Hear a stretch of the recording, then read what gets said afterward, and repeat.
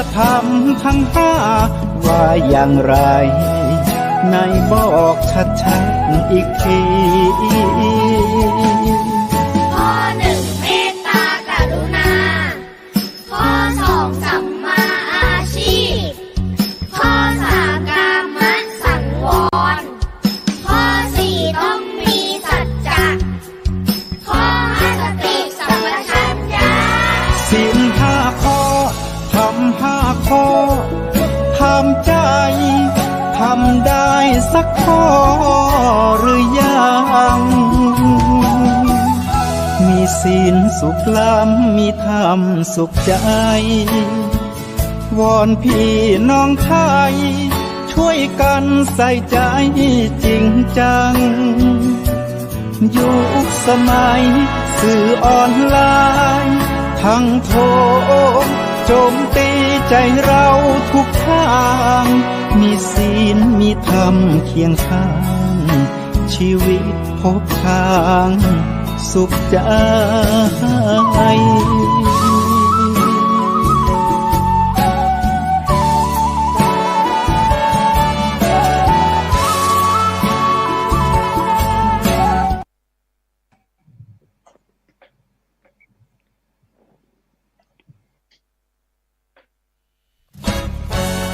ทำเป็นทีมสถานีธรรมะออนไลน์ขอเชิญติดตามชมรายการธรรมสากัจฉาสนทนาธรรมตามการคุยทุกเรื่องทุกประเด็นเติมธรรมะให้หัวใจเติมอาหารใจเติมพลังใจให้ตนเองเป็นประจำทุกวันเวลา 20 นาฬิกาเป็นต้นไปโปรดกดปุ่มติดตามและกด Subscribe เมื่อทำเป็นทีมมาเราจะได้พบกันเพื่อรับฟังสารธรรมข้อคิดดีๆมากมาย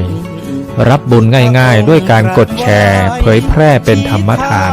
สัพพะทานังธรรมทานังชินาติการให้ธรรมะย่อมชนะการให้ทั้งปวง1 แชร์ 1 บุญมีค่าเท่ากับเผยแผ่ธรรมะให้กว้างไกลแชร์ไปมากยิ่งได้บุญมากเป็นการเปิดโอกาสให้คนได้รับฟังธรรมพบปัญญามีความสุขพ้นจากทุกข์ด้วยการฟังธรรมะมาทวงคำมันหมู่บ้านศีลห้าถือเป็นพันธะ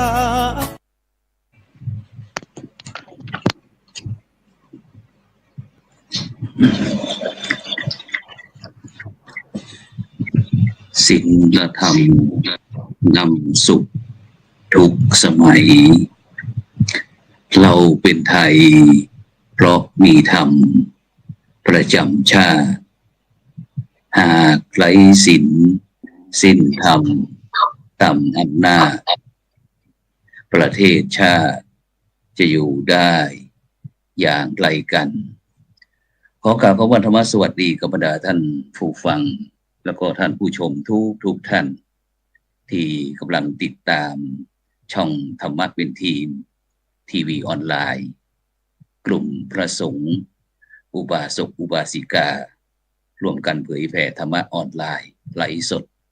ทาง Facebook ทาง YouTube แล้วก็สถานีวิทยุ FM คลื่น 104.50 เมกะเฮิรตซ์วัดฝ่ายหินจังหวัดเชียงใหม่พร้อมทั้งสถานีวิทยุเครือข่ายคลื่นสีขาว8จังหวัดภาคเหนือแล้วก็ Facebook ของพระครูสุนทรธรรมนิเทศจากวัดชนาทิพย์เฉลิมจังหวัดสตูล Facebook พระครูอภิวัฒนวิกรมวัดปากทางเจริญอำเภอดอยหล่อจังหวัดเชียงใหม่ Facebook วัดบ้านยืนเมืองยองเขตมรัตนครเชียงตุงฉาน Facebook หลวงปู่เขียววัดพุทธภาวนาเวสเตอร์โรดประเทศสวีเดนพร้อมทั้งภาคีเครือข่ายทุกท่านซึ่งในค่ำคืนวันนี้ก้าวกับผมอัตมภาพพระครูโสพลปริยัติก็ได้นำรายการสังฆพัฒนาเพื่อประชาชนบทบาทพระสงฆ์ในยุคนิวนอร์มอนมาพบกับบรรดาท่านผู้ฟังท่านผู้ชมเป็นประจำทุกคืนวันศุกร์เวลาตั้งแต่ 20 นาฬิกาเป็นต้นไป จนถึงเวลาประมาณ 21:30 นาที ซึ่งบรรดาท่านผู้ฟังท่านผู้ชมก็สามารถที่จะให้กำลังใจโดยการกดติดตามกดไลค์กดแชร์เพื่อเป็นธรรมทานยิ่งแชร์มากก็ได้บุญมากแชร์น้อยก็ได้บุญน้อยไม่แชร์ก็ไม่ได้บุญนะหรือว่าจะร่วมบริจาคสนับสนุนกับช่องทำเป็นทีมในการเผยแผ่ก็สามารถที่จะร่วมบริจาคได้ที่บัญชีออมบุญออมธรรมวันละบาททางธนาคารไทยพาณิชย์เลขที่บัญชีก็145244700-8ชื่อบัญชีก็พระมหาไทยธรรมกิจ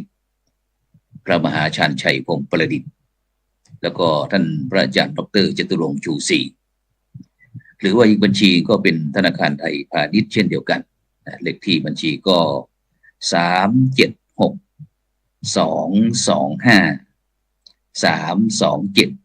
376325327327-2ชื่อบัญชีก็พระมหาดวงทิพย์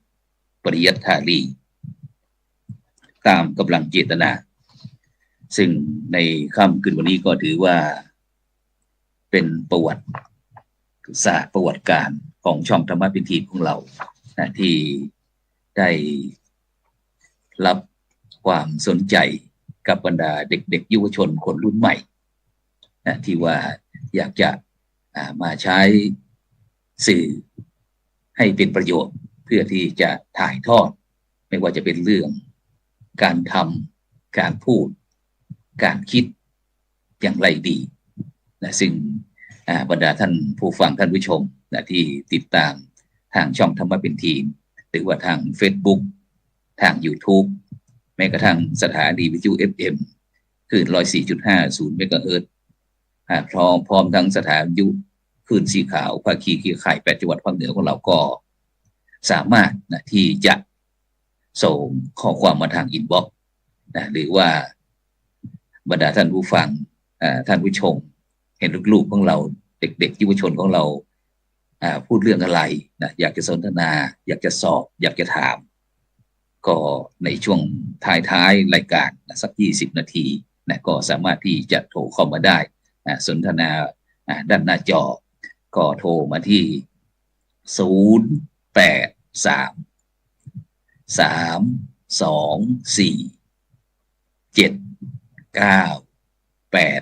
0833247984บรรดาท่านผู้ฟังท่านผู้ชมก็เตรีย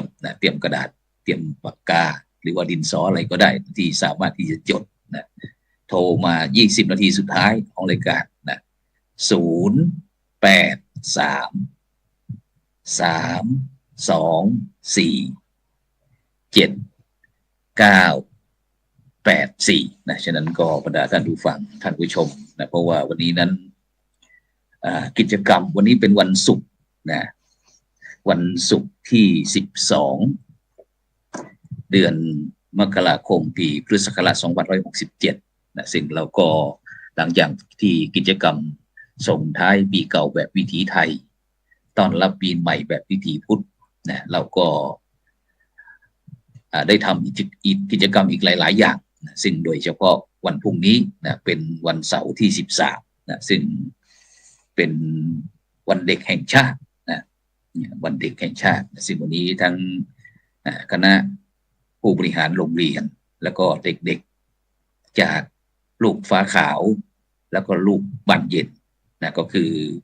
โรงเรียนวัฒโนไทยพายัพอำเภอเมืองเชียงใหม่จังหวัดเชียงใหม่พร้อมทั้งลูกฟ้าขาวลูกบ้านเย็นของเราก็คือโรงเรียนยุพราชวิทยาลัยอำเภอเมืองเชียงใหม่ซึ่งได้เป็นตัวแทนมาซึ่งจะเป็นอย่างไรเดี๋ยวเราไปติดตามกับบรรดาเด็กๆแล้วก็บรรดาพี่ของเด็กๆก็คือคุณครูก็แล้วกันฉะนั้นท่านแรกเราไปที่คุณครูณภไล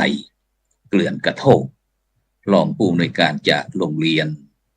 วัฒโนไทยพายัพอำเภอเมืองเชียงใหม่ขอเจริญพรท่านรองเกรซเปิดเสียงหน่อยค่ะตอบค่ะได้ยินไหมคะชัดเจนได้ทักทายกับบรรดาท่านผู้ฟังท่านผู้ชมกับเด็กๆผู้ร่วมรายการเราหน่อย ค่ะนมัสการพระคุณเจ้านะคะ แล้วก็เด็กๆทุกคนนะคะแล้วก็รวมทั้งผู้ที่รับฟังและรับชมทางบ้านด้วยนะคะ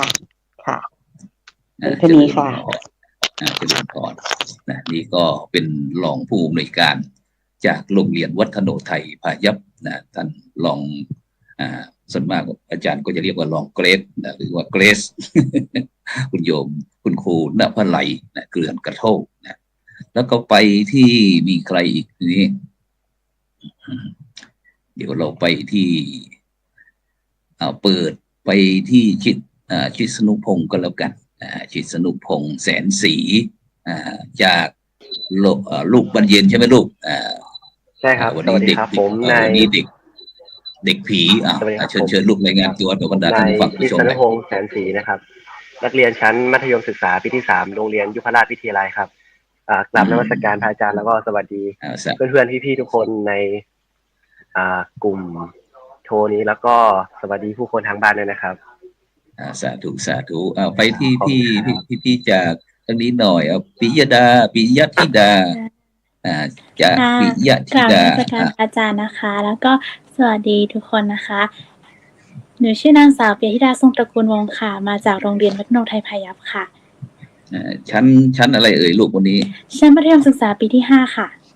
ปีที่5แล้วเป็นพี่ใหญ่แล้วก็ปัจจุบันดำรงตำแหน่งเป็นประธานสภานักเรียนค่ะสาธุเก่งมากไปต่อไปเลยสับกันหน่อยเดี๋ยวเราไปที่น้องเล็กเราหน่อยไปที่พิชิสาพิมุลจากลูกบ้านเย็นรายงานตัวหน่อยลูกกราบนมัสการพระอาจารย์นะคะและสวัสดีเพื่อนๆพี่ๆทางบ้านและเพจเฟซบุ๊กยูทูบไลฟ์ทุกคนนะคะหนูชื่อนางสาวพัชชาพิมุลค่ะปัจจุบันอยู่ชั้นมัธยมศึกษาปีที่3เป็นสภานักเรียนโรงเรียนยุพราชวิทยาลัยค่ะค่ะสาธุค่ะรู้สึกว่าเสียงพิชิสาเสียงจะเบาหน่อยลูกมีหูฟังเสียบด้วยไหมลูกหูฟังเสียบนี่ก็จะน่าจัดเพราะว่าตอนนี้รู้สึกว่าเสียงจะเบาเสียงเบาลูกเสียงจะเบาทดสอบได้ยินไหมคะเดี๋ยวได้ยินลูกแต่ว่าเสียงเบาขอให้หนูใช้เสียงซาเบาลูกหูฟังหน่อยเนาะเดี๋ยวโอเคเดี๋ยวแก้ไขนิดหนึ่งโอเคไปต่อไปที่น้องเล็กอีกท่านหนึ่งธนกรฤษก้อนสีใช่ไหมก้อนแก้วครับโอเคเชิญลูกรายงานตัวหน่อยใช่นะครับกราบนมัสการพระอาจารย์นะครับกระผมเด็กชายธนกิจก้อนแก้วนักเรียนชั้นมัธยมศึกษาปีที่1ตอนนี้ศึกษาอยู่ที่โรงเรียนวัฒโนไทยพายัพครับสาธุไปที่ไหนอีกนี่ไปทั้ง3คนเลยมีใครบ้างรายงานตัวหน่อยลูกใครบ้างเนี่ยนมัสการพระอาจารย์นะครับผมนายชุติวัฒน์ สรสิงห์ครับผมนายกิตติคุณอ่อนนิ่มครับผมนายรัชพลบัวราศีครับพวกผม วันนี้ทำไมเป็น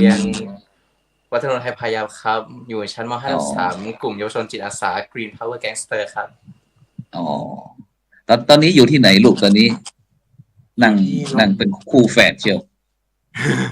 อยู่ที่โรงเรียนสโมสรไลออนรัตนโกสินทร์ครับที่บ้านเลยไหมครับ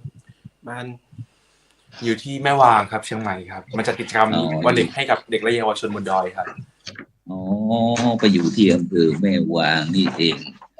ไปอยู่ที่อำเภอแม่วางเอาสายหลุดไปซะแล้วไม่หลุดนะฉะนั้นเดี๋ยวเราเปิดหน้าคุยกันหน่อยโอเคไหมเดี๋ยวแป๊บหนึ่งอาจารย์ปรับนิดหนึ่ง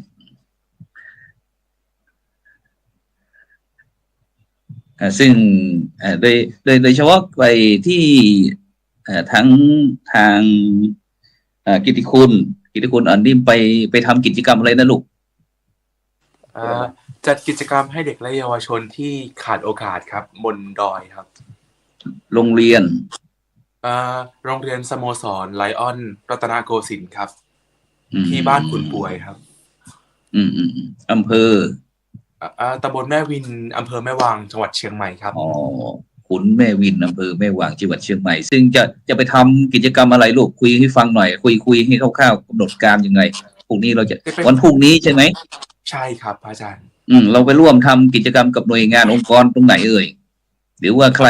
รส่งให้ไปถือว่าเราไปในนามโรงเรียนหรือว่ากิจกรรมกลุ่มโรงเรียนเราไปในนามของกลุ่มเยาวชนจิตอาสา Green Power Gangster ครับพระอาจารย์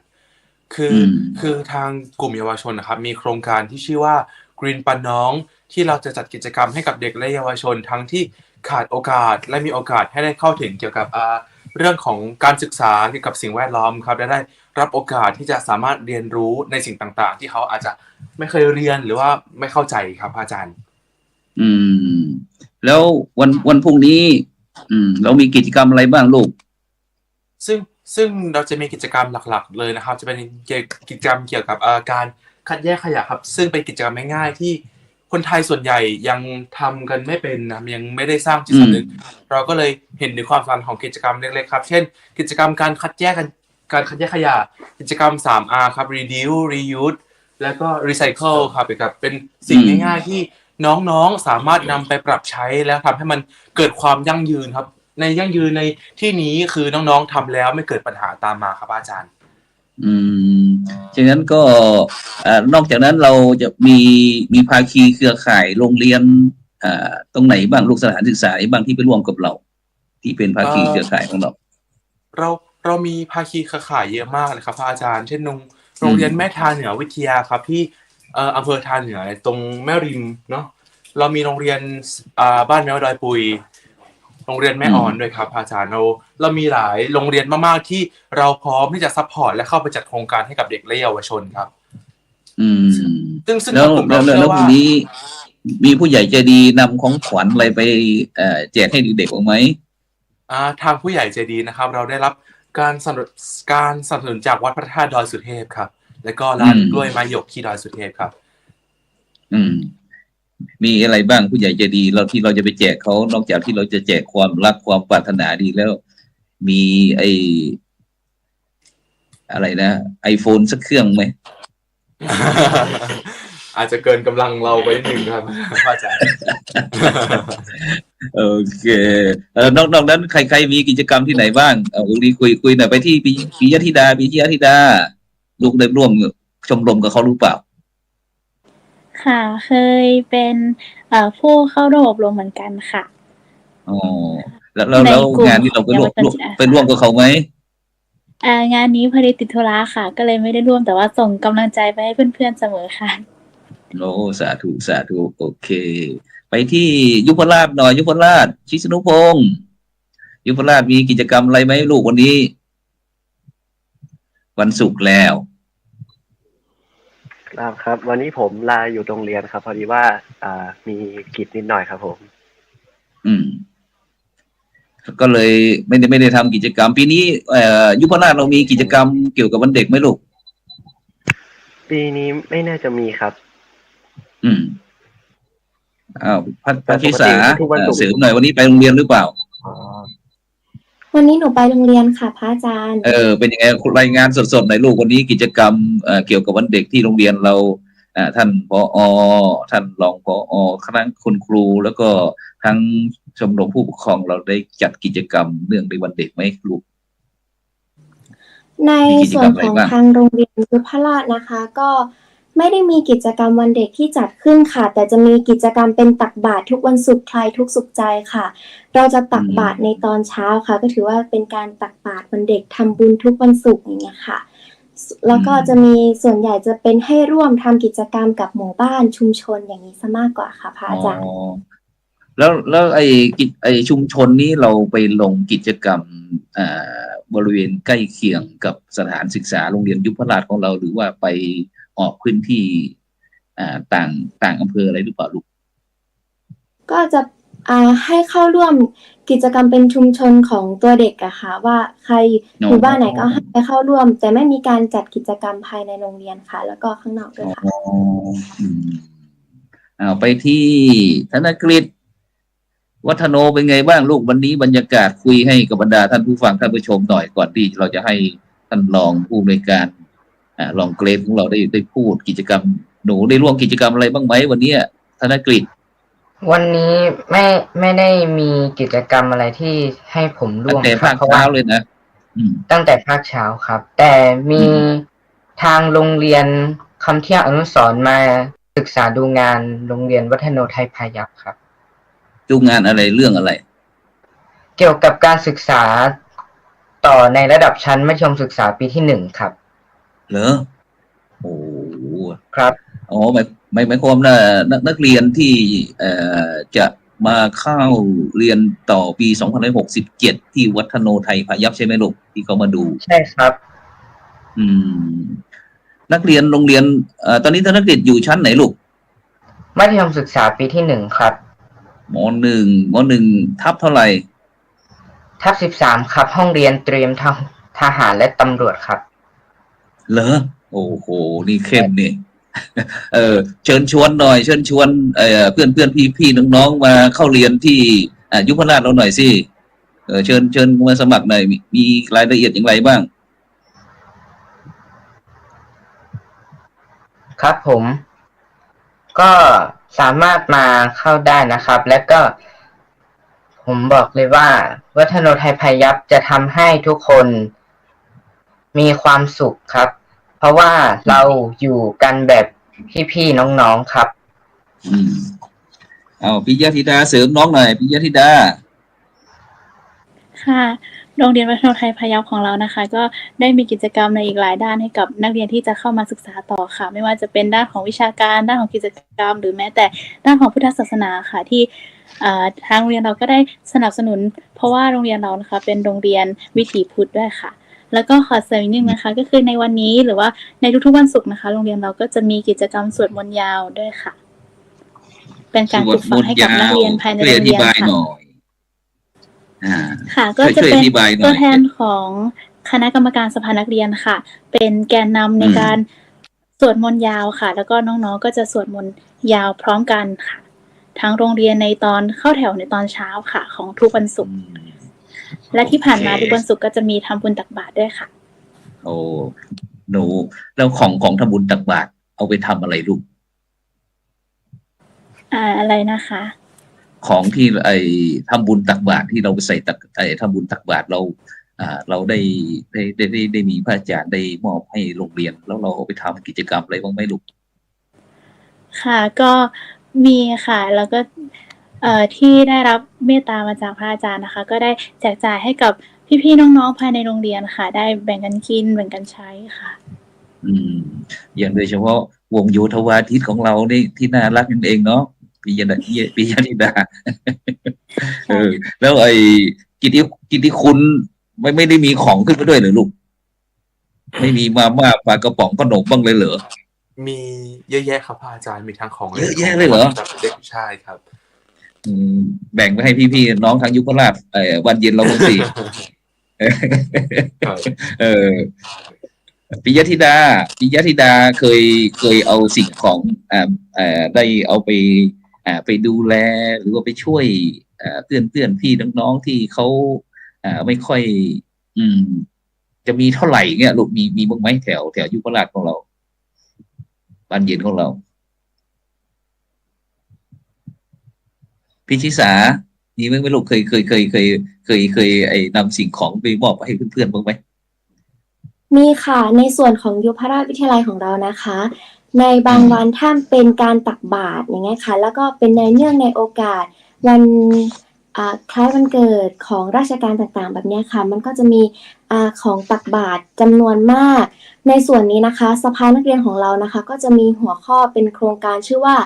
SCA ส่วนชุมชนค่ะเราก็จะนำของตักบาตรที่ศรัทธาทุกคนนะคะได้นำมาตักบาตรเราจะแพ็คเป็นถุง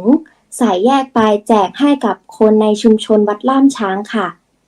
เป็นคนเฒ่าคนแก่อย่างเงี้ยเจ้าอย่างผู้ป่วยติดเตียงผู้สูงอายุติดบ้านอย่างนี้ใช่ไหมลูกใช่แล้วค่ะโอ้ดีจังสา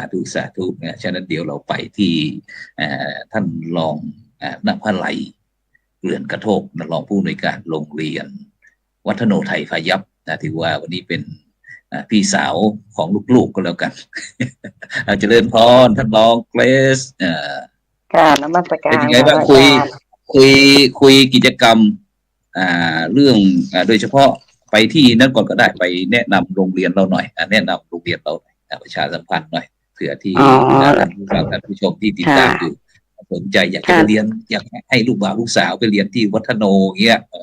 ค่ะก็เรียนไปยังท่านผู้รับชมแล้วก็รับฟังทางบ้านนะคะโรงเรียนวัฒโนไทยพายัพของเรานะคะก็เป็นโรงเรียนที่ปีนี้ครบรอบพระราชทานนามนะคะปีที่96นะคะแล้วก็จะครบรอบการก่อตั้งโรงเรียนนะเป็น118ปีค่ะก็แสดงว่าโรงเรียนเราเนี้ยก็มีอายุการจัดการศึกษายาวนานเคียงคู่กับจังหวัดเชียงใหม่นะคะเป็นโรงเรียนสตรีนะโรงเรียนแรกของจังหวัดเชียงใหม่นะคะแล้วก็มีคติคำขวัญนะคะในเรื่องของเรียนดีมารยาทงามนะคะส่วนมากเด็กเราเนี่ยก็จะได้รับความคำชื่นชมนะคะจากทางบ้านในเรื่องของกิริยามารยาทนะคะแล้วก็ในการเรียนดีเนี่ยก็นักเรียนเราก็มุ่งมั่นนะคะในช่วงนี้ก็จะมีการเขาเรียกว่ามีการรับสมัครในรอบต่างๆนะคะก็อยากให้ทางบ้านติดตามเพจของเรียนวัฒโนไทยด้วยนะคะพระอาจารย์คะอยากจะเสริมกับน้องๆว่าในวันเด็กของในวันศุกร์เนาะของเด็กโรงเรียนวัฒโนไทยพายัพนะคะก็มีกิจกรรมที่แบบบอกว่าสวดมนต์ยาวนะคะสวดมนต์ยาวนี่เป็นการเจริญสตินะคะค่ะเป็นการเจริญสติก็สวดบาลีค่ะอาจารย์สวดบาลีแล้วก็จนถึงมีการแผ่เมตตานะคะแล้วก็ค่ะไปยังทั้งครูบาอาจารย์คุณพ่อคุณแม่ญาติพี่น้องนะคะก็จะเป็นสวดมนต์ค่อนข้างประมาณ10 นาทีนะคะโดยประมาณนะคะก็จะยาวพอสมควรค่ะแล้วก็ในกิจกรรมวันเด็กนั้นนะคะปีนี้คำขวัญวันเด็กก็คือมองโลกกว้างคิดสร้างสรรค์เคารพความต่างร่วมกันสร้างประชาธิปไตยนะคะทางโรงเรียนวัฒโนไทยพายัพเนี่ยเด็กเราจะมีหลายกลุ่มนะคะแต่ว่าในโรงเรียนปีนี้นะคะจะเป็นเกี่ยวกับงานห้องสมุดค่ะเขาก็จะจัดกิจกรรมภายในห้องเรียนห้องสมุดก็จะใช้คาบชุมนุมค่ะคาบชุมนุมเด็กๆก็จะเข้าไปร่วมกิจกรรมต่างๆนะคะในวันเด็กก็มีของรางวัลมากมายรวมทั้งได้รับความเมตตาจากพระอาจารย์นะคะที่มาตักบาตรให้กับเราในทุกวันศุกร์ค่ะ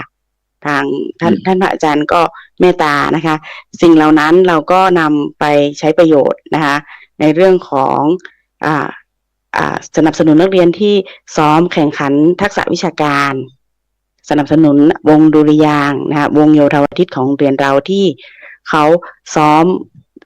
ทั้งเสาร์อาทิตย์นะคะแล้วก็ตอนกลางคืนด้วยนะคะก็เด็กๆก็อาจจะมีการหิวมากกว่าปกตินิดนึงก็ได้รับความเมตตาจากทางพระอาจารย์ค่ะขอบพระคุณมาด้วยนะคะสาธุแล้วก็คุยให้ฟังหน่อยเกี่ยวกับกิจกรรมที่ว่า96 ปีพระราชทานนามโรงเรียนวัฒโนไทยพายัพเราได้ทำกิจกรรมอะไรบ้างค่ะในวันที่7 มกราคมของทุกปีนะคะโรงเรียนวัฒโนไทยพายัพเรานะคะก็รวมทั้งนักเรียนนะคะคณะครูแล้วก็บุคลากรเนี่ยเราจะร่วมสำนึกระลึกถึงพระมหากรุณาธิคุณนะคะของพระศรีสวรินทร์ธิดาพระบรมราชชนนีพระอัยกาเจ้านะคะซึ่งในรัชกาลที่5ค่ะที่ท่านพระราชทานนามให้โรงเรียนวัฒโนไทยพายัพค่ะจากท่านใช้พระนามของท่านมอบกับให้โรงเรียนวัฒโนไทยพายัพค่ะเราก็มีความสำนึกในพระมหากรุณาธิคุณแล้วก็ปราบปลื้มเป็นยิ่งนักนะคะกิจกรรมก็จะมีการทุกปีนะคะเราจะมีตักบาตรทำบุญ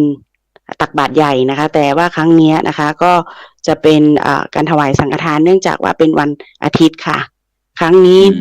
ผู้ว่าราชการจังหวัดเชียงใหม่นะคะก็มาเป็นประธานนะคะในการทำบำเพ็ญกุศลต่างๆค่ะรวมทั้งมีการมอบทุนการศึกษานะคะมีการวางพวงมาลานะคะแล้วก็รวมทั้ง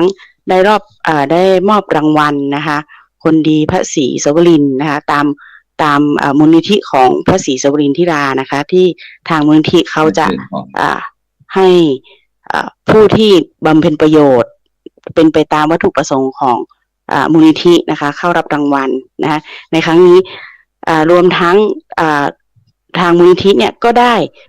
เขาเรียกว่ามอบทุนการศึกษาไปยังโรงเรียนเครือข่ายต่างๆด้วยนอกจากโรงเรียนมัธยมไทยพยัพค่ะ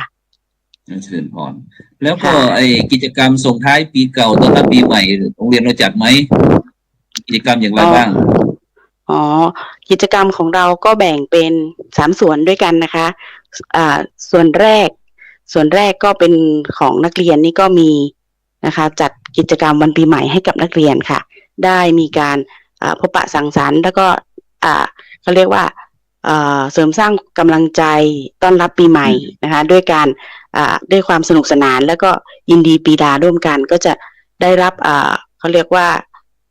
ความเมตตาแล้วก็สนับสนุนจากเครือข่ายทางการศึกษาที่มอบของขวัญให้พวกเด็กๆค่ะแล้วก็มีการจับฉลากแล้วก็รวมทั้งสนับสนุนการแสดงออกของนักเรียนนะคะในด้านร้องเต้นนะคะแล้วก็การแสดงออกในกิจกรรมต่างๆด้วยค่ะแล้วก็ในส่วนที่2สมาร์ทด้วยปีใหม่ของพี่น้องชาวคริสต์แล้วก็ในส่วนที่2ก็จะเป็นการตักบาตรขึ้นปีใหม่ค่ะก็ตักบาตรทางโรงเรียนเลยค่ะอันนี้ก็ทางโรงเรียนวัฒนไทยพยัพก็ได้รับความเมตตาจากพระอาจารย์เช่นกันนะคะที่ได้มารับบิณฑบาตจากโรงเรียนวัฒนไทยพยัพค่ะและในส่วนของคุณครูนี่ก็จะเป็นส่งท้ายปีเก่าต้อนรับปีใหม่ค่ะก็จะมีการให้ขวัญและกำลังใจกันค่ะแล้วก็ได้รับคำอวยพรจากทางท่านผู้อำนวยการค่ะให้มีกำลังใจในการขึ้นปีใหม่และทำงานต่างๆแล้วช่วงนี้ทางวัฒนไทยพยัพก็เข้าไปขอพรนะคะจากพระอาจารย์ต่างๆแล้วก็เข้าไปเขาเรียกว่าสวัสดีปีใหม่กับเครือข่ายทางการศึกษาหลายๆจุดค่ะที่เราร่วมกันจัดการศึกษาร่วมกันนะคะแล้วก็โดยเฉพาะ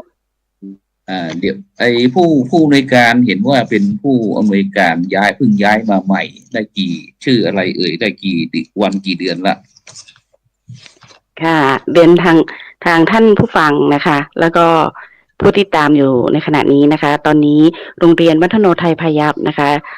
โดยแกนนำท่านผู้อำนวยการท่านใหม่นะคะท่านชื่อท่านพิพัฒน์สายสอนนะคะย้ายมาดำรงตำแหน่งที่โรงเรียนวัฒนไทยพยัพตอนนี้ประมาณ2เดือนค่ะท่านมาจากโรงเรียนจอมทองค่ะท่านก็มีวิสัยทัศน์นะคะในการที่คืนความสุขให้กับนักเรียนนะคะแต่ว่ายังมีระเบียบวินัยค่ะอันนี้เป็นสโลแกนที่ท่านพยายามดูแลนักเรียนเราค่ะแล้วก็เห็นว่ามีกิจกรรมเกี่ยวอะไรนะเกี่ยวกับคุณครูเนี่ยครูดีครูอะไรนะ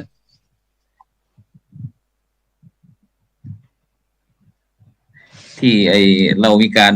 พัฒนาศักยภาพครูนี่แหละได้ยินแป๊บลองแกได้ยินพระอาจารย์ไหมทดสอบค่ะในการพัฒนาคุณครูเหรอคะตอนนี้ก็จะเข้าที่ทางโรงเรียนไม่ได้จัดกิจกรรมวันเด็กเข้มข้นเนื่องจากว่าปีนี้นะคะโรงเรียนวัฒนไทยพยัพก็ได้รับเกียรติเนาะเป็นเจ้าภาพในการจัดกิจกรรมพิธีวันไหว้ครูค่ะประจำปีการศึกษาปี2567นะคะโดยที่เราจัดในนามของสหวิทยาเขตดอยสุเทพค่ะกลุ่มดอยสุเทพใช่ค่ะแล้วจะจัดวันไหนนั่นก็เป็นวันอังคารค่ะที่นักเรียนก็จะได้หยุดแต่คุณครูก็จะมาทำการระลึกถึงพระคุณครูแล้วก็บูชาครูค่ะก็เหมือนกับเด็กๆอะค่ะที่มีการไหว้ครูนะคะอันนี้เป็นครูไหว้ครูอีกทีหนึ่งค่ะแล้วก็เห็นว่าในวันที่16เหรอค่ะวันอังคารที่16ค่ะประชาสัมพันธ์ไปค่ะก็เป็นกิจกรรมภายในของสหวิทยาเขตดอยสุเทพค่ะท่าน ก็ภาคเช้าก็จะเป็นภาคพิธีการที่ก็จะมีการทำบุญสังฆทานนะคะแล้วก็ให้แก่ครูบาอาจารย์ที่ล่วงลับไปนะคะแล้วก็มีการให้พระให้พรนะคะแด่พระคุณครูปัจจุบันค่ะแล้วก็เราก็ไหว้เราก็มีวิธีการถือพานบูชาครูค่ะเหมือนกับเด็กๆทำนะคะท่านแล้วส่วนในภาคสายต่อมาก็จะเป็นกิจกรรมสร้างความสัมพันธ์โดยกีฬานะคะก็จะมีการแข่งกีฬาก็จากถ้าเราเห็นเด็กๆแข่งก็จะเป็นคุณครูแข่งนะคะแต่ก็จะเป็นกีฬาที่เขาเรียกว่าเซฟสุขภาพคุณครูหน่อยนะคะจะไม่โลดโผนเท่ากับของเด็กนะคะแล้วก็จะมีภาคบ่ายๆก็จะเป็นรับประทานอาหารร่วมกันก็จะมีกิจกรรมที่น่าสนใจก็จะมีขบวนพาเหรดเนี่ยค่ะมีเชียร์ลีดเดอร์เหมือนกันค่ะคุณครูก็จะแสดงตัวสนุกสนานแล้วก็พบปะเพื่อนในวิชาชีพเดียวกันในวันนั้นค่ะโอเคสาธุสาธุเดี๋ยวเราจะไปที่พัชชิสาสักนิดหนึ่งเดี๋ยวพัชชิสาก็จะงอนพระอาจารย์อีกว่าอาจารย์เสนอภาพแต่ของวัฒโนอาจารย์ไม่ให้บ้านเย็นเราออกบ้างเลยเอาพัชชิสารายงานในโลกนี้กิจกรรมอะไรเอ่ยเกี่ยวกับการที่เท่าที่ลูกพอจะมีข้อมูลลูกเป็นกิจกรรมสืบชะตาเจ้าของโรงเรียนในส่วนนี้ต้องเชิญชิชนุพงศ์เป็นคนรายงานละค่ะเพราะว่าเป็นคนดำเนินเจ้าโอเคชิชนุพงศ์แสนศรีช่วยหน่อยช่วยพัชชิสาหน่อยมีกิจกรรมอะไรบ้างลูกที่ยุพราชฟ้าบานเย็นของเราที่อาจารย์ขึ้นรูปนี้เป็นรูปอะไรเปิดไมค์นิดหนึ่ง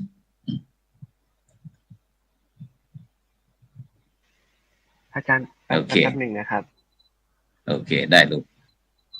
นี่เป็นพิธีบวงสรวงประจำปีหรือเปล่าลูกชิสนุพงศ์จะโทรศัพท์ผมหลุดนิดหน่อยครับกำลังจะโอเคได้ลูกเชื่อมต่อเลยครับภาพมันหมุน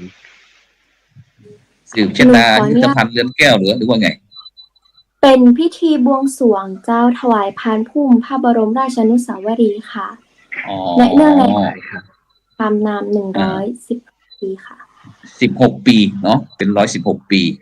จัดงานครบรอบ116 ปี118 ปีค่ะอาจารย์118 ปีแล้วปีนี้118 ปีชิสนุพงศ์นิโมเชิญเจริญพรเชิญเดี๋ยวนิมนต์อันนี้คุยให้ฟังหน่อยลูกคุยให้ฟังหน่อยครับส่วนในพิธีนี้ประธานในพิธีจะเป็นผู้ว่าราชการจังหวัดเชียงใหม่เป็นประธานในพิธีครับเจริญพรครับผมแล้วก็จะมีพิธีช่วงเช้าจะเป็นพิธีบวงสรวงมีใส่บาตรพระสงฆ์มีใส่บาตรพระสงฆ์สามเณรต่อมาก็จะเป็นพิธีบวงสรวงพอบวงสรวงเสร็จก็จะขึ้นไปตรงบนตึกต่อเพื่อทำพิธีต่อครับผมบนตึก13เพื่อทำพิธีต่อครับในช่วงสายเห็นว่ามี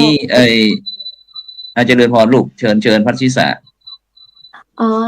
อันในส่วนของพิธีบนตึก13อาคารดารารัศมีนะเจ้าก็จะเป็นการที่เป็นเจริญพระพุทธมนต์สืบชะตาหลวงเจ้าในส่วนของกิจกรรมครบรอบ118 ปีของยุพราชก็จะมีทั้งหมด3ส่วนด้วยกันนั่นเองเจ้าเจริญพรลูกแล้วก็เห็นว่ามีกีฬาสัมพันธ์มันยังไงลูกกีฬาสัมพันธ์ที่ไปแข่งอะไรกับใครที่ไหนใครมาแข่งขันที่โรงเรียนเราเนี่ยศิษย์เก่ากีฬาสัมพันธ์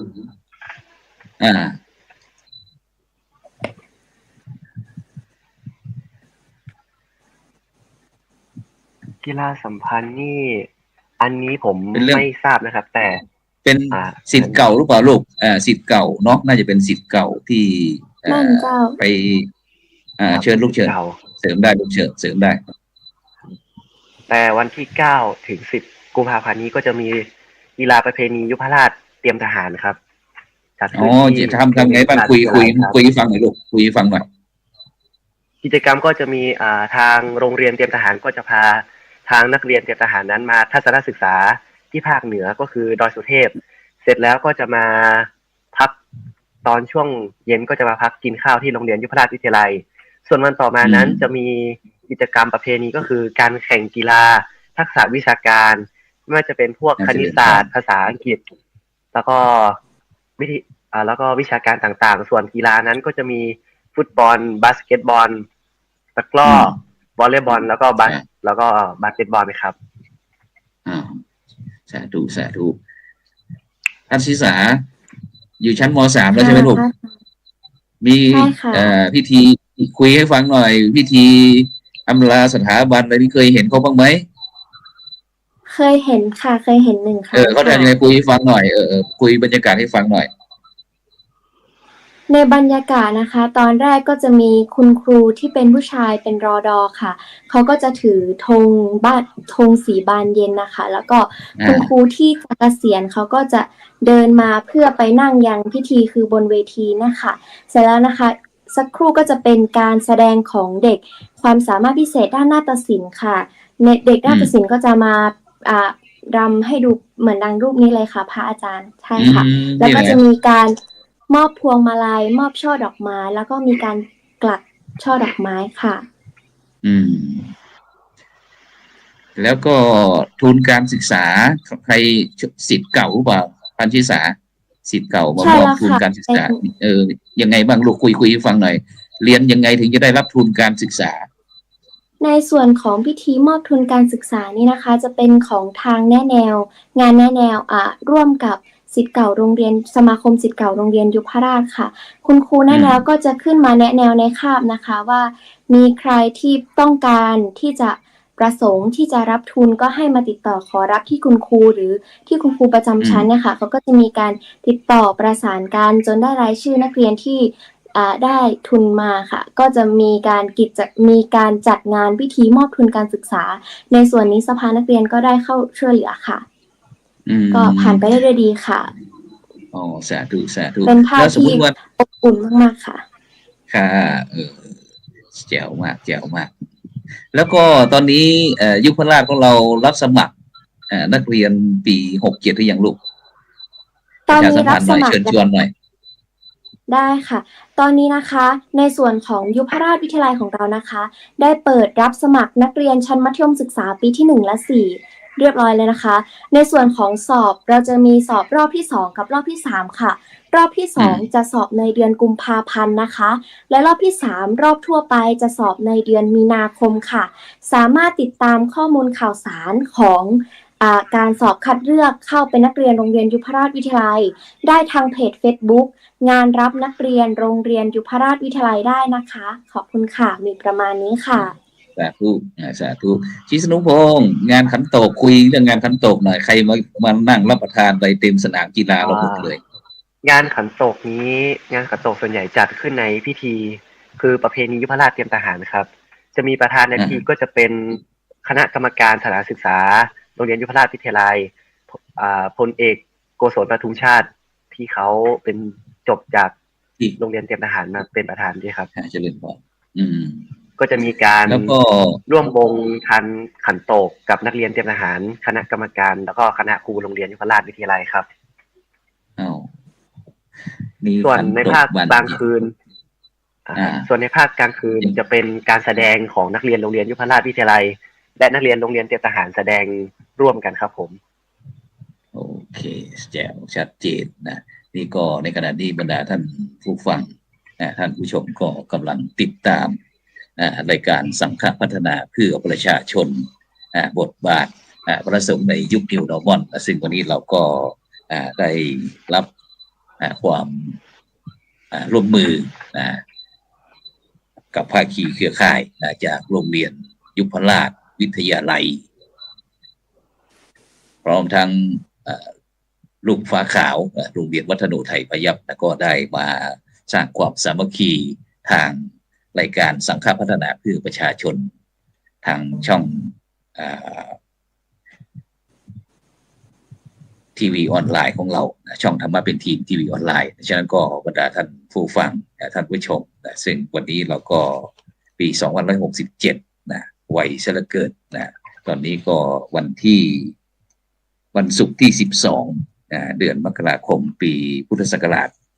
2567แป๊บเดียวก็ไปแล้วเพราะฉะนั้นก็วันนี้เราเลยถือโอกาสเชิญชวนลูกๆทั้งฟ้าขาวทั้งบัดเย็นมาสร้างความสามัคคีเพื่อที่จะได้สะท้อนถึงวิธีคิดวิธีทำวิธีปฏิบัติวิธีพูดว่าในยุค New Normal เนี่ยเขาคิดกันอย่างไรโดยเฉพาะอยากจะรู้ว่าวันเนี้ยตั้งแต่เราไปที่ปิยธิดาก็แล้วกันปิยธิดาวันนี้หนูได้ทำอะไรดีๆเกิดขึ้นบ้างลูกในวันนี้ในความเห็นของหนูวันเนี้ยความดีที่หนูได้ทำอะไรบ้างวันนี้วันศุกร์วันนี้ในวันนี้ที่หนูได้ทำดีใช่ไหมคะ ครับ ก็ในนิยามของคำว่าทำดีในมุมมองของหนูคือการที่ทำให้เรารู้สึกสบายใจแล้วก็ผู้อื่นที่อยู่ใกล้เรารู้สึกสบายใจค่ะ ถ้าเป็นเรื่องง่ายๆคือวันนี้หนูยิ้มเยอะมากๆเลยค่ะ ยิ้มเยอะกว่าหลายๆวันที่ผ่านมาค่ะ เพราะว่าวันนี้หนูได้เจอเรื่องราวดีๆในหลายๆเรื่องค่ะ อย่างเช่นวันนี้ที่มีโอกาสได้นำน้องๆในโรงเรียนคำเที่ยงอนุสรณ์เดินชมโรงเรียนนะคะน้องๆก็มีความสนใจในเรื่องของโรงเรียนวัฒนไทยของเราเยอะมากเลยค่ะแล้วทำให้หนูรู้สึกว่าน้องๆมีความกระตือรือร้นแล้วเราก็อยากที่จะเล่าเรื่องของโรงเรียนของเราให้กับน้องๆได้ฟังค่ะแล้วก็ยังมีอีกหลายๆเรื่องค่ะที่วันนี้ทำให้รู้สึกดีแล้วก็เป็นการทำดีค่ะโอเคไปที่บันเย็นเราก็บันเย็นไปพันธิสาวันนี้หนูได้ทำอะไรดีๆเกิดขึ้นบ้างลูกในวิถีชีวิตการดำเนินชีวิตของลูกที่ไปโรงเรียนวันนี้มีอะไรบ้างไหมตั้งแต่ตื่นเช้าขึ้นมาจนถึงกลับบ้านมาถึงตอนเนี้ยหนูได้ทำอะไรบ้างคุยให้ฟังหน่อยค่ะในส่วนของในวันนี้นะคะเหมือนเดิมค่ะหนูมีความสุขมากๆค่ะเพราะว่าในตอนเช้ามีกิจกรรมตักบาตรทุกวันศุกร์คลายทุกสุขใจในส่วนนี้นะคะหนูก็ได้นำสวดมนต์เป็นกล่าวคำกรวดน้ำแบบพื้นเมืองเหนือแล้วลาพระด้วยค่ะซึ่งก็มีคุณครูมาเข้ามาชื่นชมว่าเสียงหนูเพราะหนูก็มีความสุขค่ะแล้วก็ใช่ค่ะได้ทำความดีด้วยค่ะและส่วนในตอนบ่ายนะคะได้ไปเป็นพี่วิทยากรค่ะทีมงานสภานักเรียนของเรานะคะได้ไปเป็นพี่วิทยากรให้ความรู้กับน้องๆเรื่องยาเสพติดที่โรงเรียนหนองปากคั่งค่ะน้องๆก็มีความสุขพี่สภาก็มีความสุขคุณครูก็มีความสุขค่ะวันนี้ก็เลยเป็นวันที่ดีค่ะสาธุเอาไปที่ธนกฤษ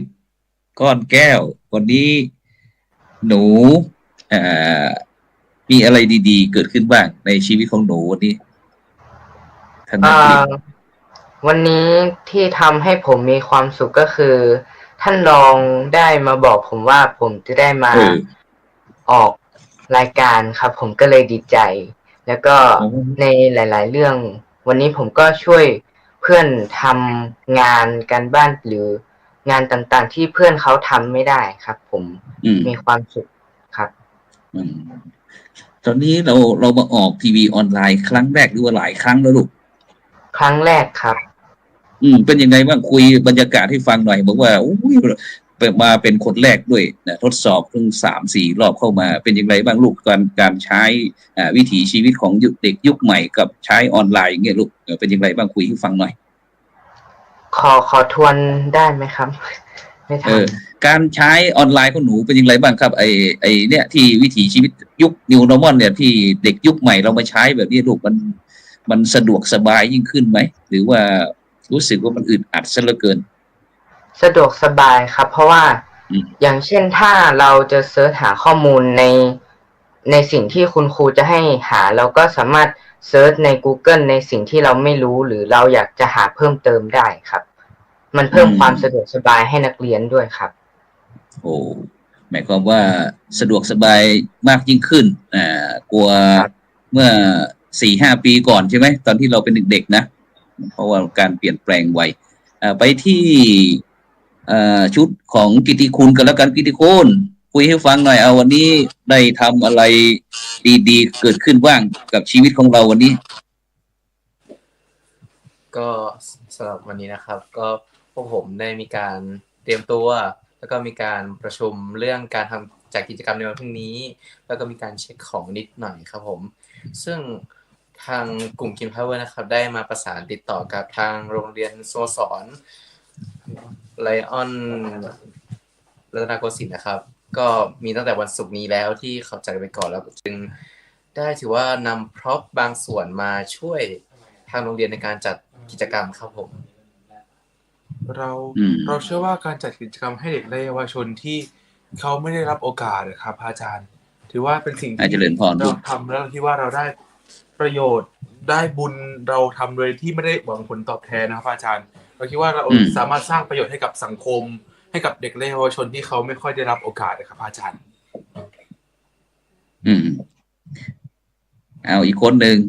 วันนี้ได้ทำอะไรบ้างลูกครับผมก็ได้ขึ้นมาช่วยจัดเตรียมสถานที่ครับ แล้วก็เตรียมงานสำหรับวันพรุ่งนี้ครับนัดหมายการประชุม action plan ต่างๆครับผมตอนนี้เฟอร์เฟกยังลูกงานของเราที่จะกิจกรรมจะเริ่มวันพรุ่งนี้ตอนนี้เพอร์เฟกต์แล้วครับเชื่อว่าเด็กและเยาวชนที่จะมาเข้าร่วมกิจกรรมพรุ่งนี้จะได้รับทั้งสาระความรู้และความสนุกไปอย่างแน่นอนครับอาจารย์โอเคขอบใจกับบรรดาเด็กๆลูกทั้งบ้านเย็นแล้วก็ฟ้าขาวนะที่ได้ตอบคำถามของอาจารย์วันนี้ลูกๆได้ทำอะไรที่อะไรดีๆเกิดขึ้นบ้างแต่ทีนี้อยากจะไปถามเหมือนกันเพราะว่ารายการนี้เป็นเรื่องการถามตอบซึ่งเราก็ถามตอบแบบฉับพลันนะไม่เคยที่จะให้ข้อมูลลูกๆนะเพราะว่าเราต้องการที่ออกจากจิตออกจากใจนะว่าเด็กรุ่นใหม่เขาคิดเขาทำเขาพูดอะไรไปที่พันธิสาก็แล้วกันอะไรที่ลูกภูมิใจมากที่สุดสิ่งที่หนูภูมิใจมากที่สุดมีอยู่2 อย่างค่ะนั่นก็คือการที่หนูได้เข้ามาเป็นนักเรียนโรงเรียนยุพราชวิทยาลัยค่ะแล้วก็อย่างที่2คือได้เข้ามาทำงานเป็นคณะกรรมการสภานักเรียนโรงเรียนยุพราชวิทยาลัยค่ะ2 อย่างนี้ภูมิใจมากที่สุดไปที่ปิยธิดาก็แล้วกันอะไรที่ลูกภูมิใจมากที่สุดค่ะในสิ่งที่หนูภูมิใจนะคะก็คือการที่หนูได้เกิดเป็นชาวพุทธค่ะแล้วก็การที่หนูได้เข้ามาเป็นตัวแทนแกนนำของนักเรียนภายในโรงเรียนค่ะก็เหมือนน้องเลยค่ะที่รู้สึกภูมิใจที่ได้มาเป็นคณะกรรมการสภานักเรียนค่ะเพราะว่าเราเนี่ยเปรียบเสมือนกับเป็นเสียงของนักเรียนซึ่งในโรงเรียนวัฒนไทยพยัพมีนักเรียนประมาณ 2,900 กว่าคนเลยค่ะการที่เราได้มีโอกาสมาเป็นหนึ่งในคนที่เป็นกระบอกเสียงให้กับนักเรียนภายในโรงเรียนค่ะแล้วก็เราก็สามารถที่จะใช้เสียงของเราใช้ศักยภาพของเราใช้ความสามารถของเราในการที่จะสร้างประโยชน์ให้กับโรงเรียนแล้วก็นักเรียนภายในโรงเรียนก็เป็นสิ่งที่หนูรู้สึกภูมิใจมากๆเหมือนกันค่ะสุดยอดไปอีกไปที่ชิสนุพงศ์ก็แล้วกันแสนศรีลูกอะไรที่ลูกภูมิใจมากที่สุดที่เกิดมาเป็นชิสนุพงศ์แสนศรีสิ่งที่ผมภูมิใจมากที่สุดที่การเกิดมาเป็นตัวผมนั่นก็คือการสอบติดโรงเรียนยุพราชวิทยาลัยการได้เข้าไปช่วยงานคุณครูไม่ว่าจะเป็นด้านศาสนาพิธีงานของโรงเรียนสารวัตรนักเรียนรวมไปถึงบางเรื่องเกี่ยวกับสภานักเรียนครับแล้วก็อย่างที่2คือการได้เป็นเกิดมาเป็นชาวพุทธช่วยงานวัดเป็นพิธีกรเกี่ยวกับงานเป็นผู้นำเกี่ยวกับการสวดมนต์การอะไรต่างๆแล้วสิ่งที่ภูมิใจมากที่สุดก็คือการได้มาเป็นสามเณรภาคฤดูร้อนรุ่นที่ว่าเป็นรุ่นล่าสุดของหลวงปู่ทองสิริมังคโลครับก่อนที่หลวงปู่ท่านจะละสังขารครับผมได้ไปบวชตอนที่หลวงปู่ยังมียังไม่ละสังขารใช่ไหมลูกไปบวชที่เป็นสามเณรฤดูร้อนรุ่นสุดท้ายครับของหลวงปู่ที่หนูบวชอยู่ที่ไหนลูกที่วัดพระธาตุสีจอมทองวรวิหารครับซึ่งเร็วๆนี้ก็จะมีการเปิดรับสมัครคุยให้เพื่อนๆฟังหน่อยลูกว่าการเป็นสามเณรเป็นอย่างไรบ้างชีวิตการเป็นสามเณรคุยให้ฟังหน่อย ได้เลยครับ ขออีกรอบนะครับ ซึ่งการเป็นสามเณรภาคฤดูร้อนของหลวงปู่นี่ก็จะมีการฝึกวิปัสสนากรรมฐานควบคู่กับการฝึกความรู้การมีสติการมีสมาธิครับก็จะมีการปฏิบัติคือปฏิบัติตามแนวสติปัฏฐาน4ประกอบด้วยกายเวทนาจิตและธรรมครับจะมีการนั่งสมาธิเดินจงกรมก็จะเป็นการฝึกสมาธิในตัวเราการที่จะทำให้เราไม่วอกแวกส่วนตอนเช้านั้นก็จะมีการบิณฑบาตอันนี้คือตอนที่สนุกที่สุดเลยก็ว่าได้ครับคือการให้เราออกไปบิณฑบาตยามที่ห่างไกลวัดยามตั้งแต่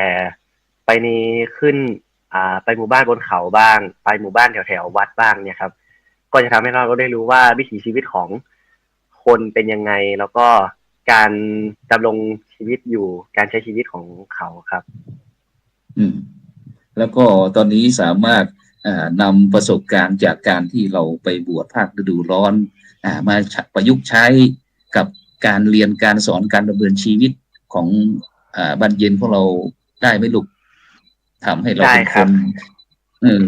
มันดียังไงบ้างประโยชน์ของมันทำให้ผมเป็นคนมีสมาธิขึ้นมากกว่าเดิมหลายเท่าเลยครับจากการที่ได้ไปฝึกกับคณะแล้วก็พระอาจารย์ที่คุมเป็นพี่เลี้ยงของสามเณรภาคฤดูร้อนทำให้ผมแบบเขาเรียกว่ามีสติมากขึ้นอาร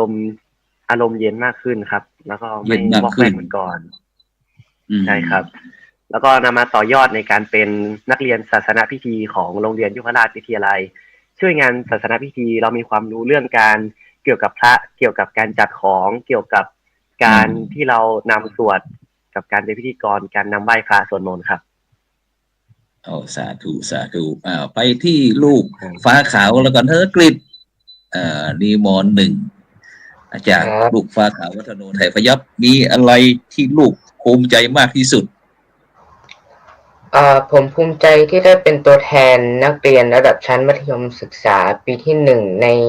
การทำกิจกรรมต่างๆอย่างเช่นที่ผ่านมาในตอนที่เป็นวันประถมนิเทศของนักเรียนชั้นมัธยมศึกษาปีที่1ผมได้เป็นตัวแทนในการกล่าวนำไหว้พระศรีสวรินทราบรมราชเทวีพระพันวษาอัยิกาเจ้าครับและผมภูมิใจที่ได้เป็นนักเรียนโรงเรียนวัฒโนไทยพายัพที่เป็นโรงเรียนวิถีพุทธครับแล้วตอนนี้สอบธรรมศึกษาหรือยังลูกชั้นม.1เราสอบเรียบร้อยแล้วครับสอบปีนี้ใช่ไหมครับคาดว่าเราจะผ่านไหมลูกผ่านครับเตรียมตัวมาดีมาก เตรียมตัวมาอย่างดีเลยโอเคไปที่พี่ใหญ่แล้วไปที่พี่ณัฐพลโปราศรีก็แล้วกันณัฐพลโปราศรีอะไรที่ลูกภูมิใจมากที่สุดผมภูมิใจครับที่ผมได้สอบเป็นนักศึกษาวิชาทหารครับผมมันภูมิใจยังไงคุยให้ฟังหน่อยรอดอของเรารอดอเป็นอย่างไรคุยให้เขาฟังหน่อยมันภูมิใจยังไงรอดอนะครับก็คือได้จิตอาสาหลายอย่างเลยครับได้ฝึกฝนทักษะการใช้ชีวิตได้ประสบการณ์หลายๆอย่างการเอาชีวิตรอดครับผมไปที่ชุติวัฒน์โสรสิงห์ลูกโสรสิงห์ว่าไงลูกอะไรภูมิใจมากที่สุดในความภูมิใจนะครับก็คือภูมิใจที่ผมได้เกิดมานะครับแล้วก็สิ่งที่สำคัญที่สุดการที่เราได้ทำเพื่อสังคมได้ทำเพื่อสิ่งที่เราอยากให้มันอยู่กับเราจนมีรุ่นต่อไปได้เกิดมาหมอกลืมตาดูโลกแบบเราครับผมขอไปที่ท่านรองเกรดก็แล้วกันท่านรองเกรดมีอะไรภูมิใจในตัวเรามากที่สุดจริงๆก็ภูมิใจค่อนข้างเยอะเนาะอายุเยอะก็ประสบการณ์เรียกค่ะก็ณปัจจุบันนี้ก็ภูมิใจที่อย่างในวันนี้ก็ภูมิใจที่ได้มาพบกับเด็กๆนะคะของทั้งโรงเรียนวัดโนนไทยพยัพของเราเองแล้วก็ยุพราชวิทยาลัยค่ะว่าคุณครูเชื่อแน่ว่าคุณครูทุกคนเนี่ย หวานพืชพันธุ์นะคะที่งดงามแล้ววันเนี้ยเราก็ภูมิใจที่เห็นเขางอกเงยเนาะงอกเงยงอกงามขึ้นจากทางคำพูดแนวคิดนะเรามองแล้วว่าน่าจะเป็นเกี่ยวกับอยากให้ทุกคนมีความสุขร่วมกันอยู่กันแบบแบ่งปันนะแล้วก็ความภูมิใจที่เด็กๆพูดไปเมื่อตะเกียเนี่ยเรามองเห็นเลยว่ามีความเมตตาอยู่ในใจและสิ่งที่สำคัญที่ตัวรองเกรซเองนะคะภาคภูมิใจก็คือได้เขาเรียกว่าได้ให้คำแนะนำเนาะนำพาเราเข้าสู่คำสอนทางศาสนานะคะที่เป็นที่ยึดเหนี่ยวจิตใจนะคะทำให้เด็กๆเนี่ยมองรอบด้านมากขึ้นว่าที่เราทำอยู่เนี่ยมันมีพลังบวกเยอะแยะเลยยิ่งโดยเฉพาะในเรื่องของเกี่ยวกับศาสนาหรือว่าคำสอนจากศาสนานะคะอันนี้ก็เป็นความภาคภูมิใจที่ลองเกรดรู้สึกค่ะขอบคุณค่ะสาธุซึ่งวันนี้เราก็ต้องขอบคุณทางคณะผู้บริหารโรงเรียนทั้งวัฒโนไทยพยัคฆ์ท่านพิพัฒน์สายสอนแล้วก็ทางโรงเรียนลูกบ้านเย็นเดี๋ยวต้องให้ไปที่พันธิสาก่อนคุยอันนี้หน่อยพันธิสาช่วยประกาศเพราะผู้อำนวยการโรงเรียนเราหน่อยลูกชื่ออะไรเอ่ยผู้อำนวยการโรงเรียนคนใหม่ของเรานะคะชื่อว่า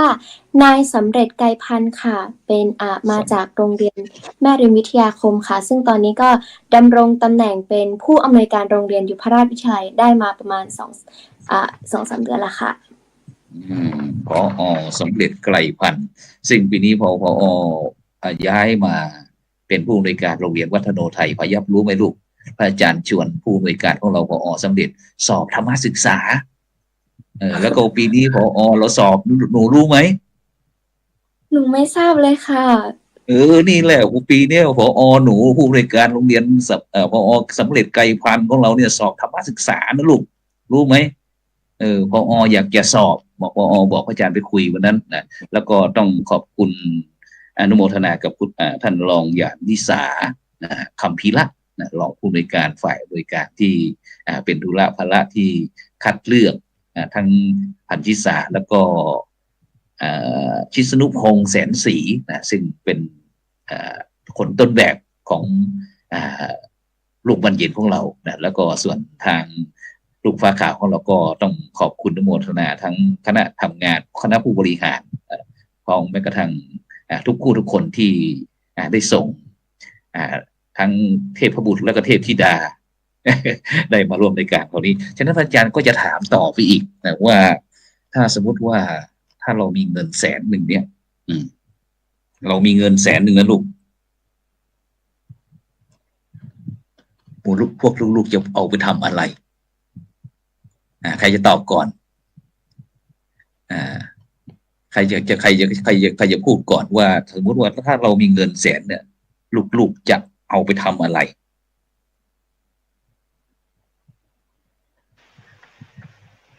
ผมครับ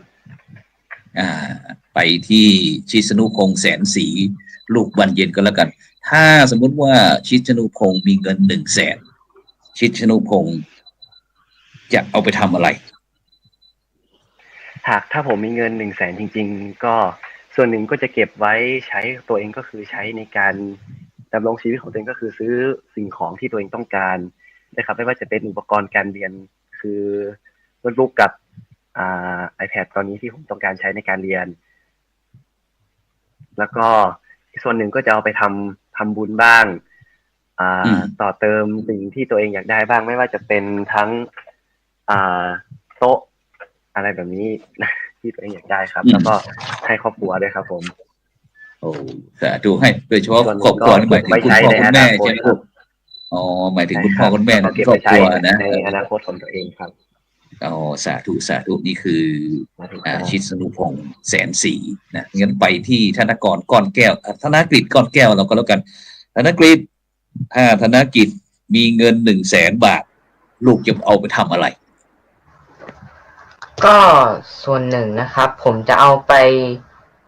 ลงทุนหุ้นครับ ถ้าคือไปซื้อหุ้นของบริษัทที่มีศักยภาพครับอย่างเช่นผมสนใจหุ้นของ Tesla อย่างเงี้ยครับผมก็จะเอาไปลงทุนในส่วนของนั้น แล้วก็ส่วนหนึ่งผมก็จะเก็บไว้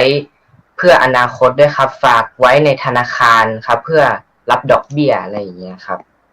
หรือถ้ายังเหลืออีกก็จะเก็บไว้อีกส่วนหนึ่งเป็น3ส่วนครับแล้วก็เป็นส่วนที่อาจจะพัฒนาทักษะของตัวเองอย่างเช่นซื้อคอร์สเรียนเพื่อมาเสริมในการทักษะในการเรียนเพิ่มขึ้นครับนี่คือความคิดเห็นของธนกฤษนะก่อนแก้วจากลูกฝาขาวบอกว่าอยากจะไปเล่นหุ้นเนี่ยนี่เราเห็นอนาคตลำลีลำไหลแล้วนะฉะนั้นเราไปที่พี่อีก3 คนที่อยู่บนดอยจากแม่วินขุนแม่วินอำเภอแม่วางจังหวัดเชียงใหม่ของเราว่าตอนนี้กิติคุณอ่อนนี่เป็นอย่างไรบ้างลูกบรรยากาศที่ขุนวินแม่วางเราอากาศเย็นไหมลูกตอนนี้อุณหภูมิประมาณ16 องศาครับ16 องศาก็พอจะไหวอยู่เนาะพอจะไหวอยู่ครับอาจารย์ฉะนั้นถามคำถามเดียวกันเหมือนกันลูกถ้ากิตติคุณมีเงิน100,000 บาทหนูจะเอาไปทำอะไรสำหรับผมคิดว่านะครับการทำจิตอาสาเนี่ยเป็นส่วนหนึ่งที่เราจะสามารถพัฒนาสังคมนี้ให้ได้ครับอย่างเช่นกิจกรรมที่ผมกำลังจะดำเนินการในพรุ่งนี้นะครับคือกิจกรรมวันเด็กเราได้งบมา10,000 กว่าเราก็ซื้อของหมดแล้วก็แจกให้เด็กหมดถึงแม้เราอาจจะขาดทุนไปบ้างแต่เราก็อยากจะให้เด็กครับซึ่งถ้าเราได้รับเงินมาถึง100,000 บาทผมเชื่อว่าเราจะสร้างประโยชน์อะไรต่อสังคมแล้วก็โลกใบนี้ให้ยั่งยืนต่อไปได้แบบเยอะมากเลยครับอาจารย์โสรสิงห์มีเงิน100,000 บาทหนูจะเอาทำอะไรก็ถ้ามีเงิน100,000 บาทนะครับขอเกริ่นไว้ก่อนเลยว่าผมเป็นคนที่เล่นดนตรีนะครับผมก็จะเอาเงินส่วนหนึ่งมาซื้อเครื่องดนตรีเพื่อพัฒนาตัวเองใช้ในการแสดงแล้วก็ใช้ในการหาทุนทรัพย์ในการนำไปใช้ชีวิตแล้วก็ส่งเสริมกิจกรรมต่างๆเช่นสังคมกิจกรรมของพุทธศาสนาเป็นต้นครับผมแล้วก็จะส่วนหนึ่งก็จะเก็บให้ครอบครัวได้ใช้ครับผมโอ้สาธุไปที่ณัฐพล โพราศรีก็แล้วกัน100,000 บาทลูกจะเอาไปทำอะไรครับผมส่วนหนึ่งครับเรื่องครอบครัวครับเราลืมไม่ได้ครับเรื่องนี้สำคัญมากครับส่วนหนึ่งคือแบ่งให้ครอบครัวแน่นอนครับแล้วผมก็เป็นนักดนตรีเหมือนกันครับผมคือเงิน100,000ใช้ต่อยอดได้หลายอย่างครับซื้อเครื่องดนตรีครับสามารถต่อยอดหาเงินเพิ่มได้อีกจาก100,000เพิ่มได้อีกครับผมแล้วก็เรื่องจิตอาสาครับขาดไม่ได้เหมือนกันครับชีวิตผมต้องช่วยคนที่ด้อยกว่าครับครับผมทีนี้เราได้ฟังความคิดเห็นของลูกๆนะซึ่งบรรดาท่านวันนี้ต้องขอบคุณอนุโมทนา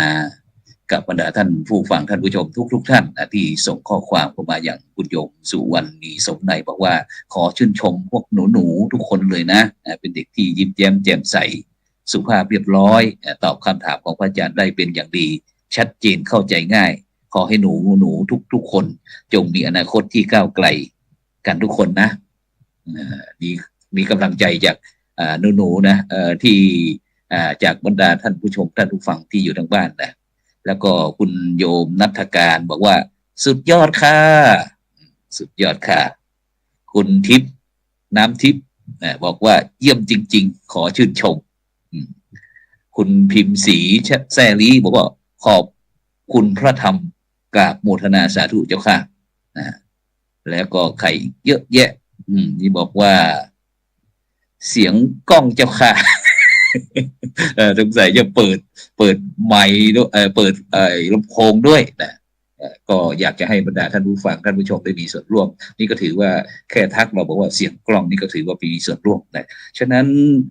บรรดาท่านผู้ฟังท่านผู้ชมในนี่คือความหวังหรือว่าทรัพยากร ของประเทศไทยเราหรือว่าของโลกนะที่ได้รับการเกียรติและในหรือว่าได้รับการพัฒนาต่อยอดนะเพื่อที่จะเป็นบุคลากรที่มีความสำคัญโดยเฉพาะในอนาคตอันใกล้นะที่เราได้เห็นเด็กๆได้พูดจากน้ำใสใจจริงของเขานะซึ่งโดยเฉพาะฉะนั้นตอนนี้ลูกๆก็มีสังกัดก็คือบ้านเจนก็คือโรงเรียนยุพราชวิทยาลัยอำเภอเมืองจังหวัดเชียงใหม่แล้วก็ฟ้าขาวโรงเรียนวัฒโนไทยพายัพฉะนั้นเราจะกลับไปที่โรงเรียนก็แล้วกันนะอยากจะถามเหมือนกันบอกว่าพวกหนูเนี่ยได้คุยกับเพื่อนร่วมชั้นบ่อยบ้างไหมไปที่ปิยธิดาก็แล้วกัน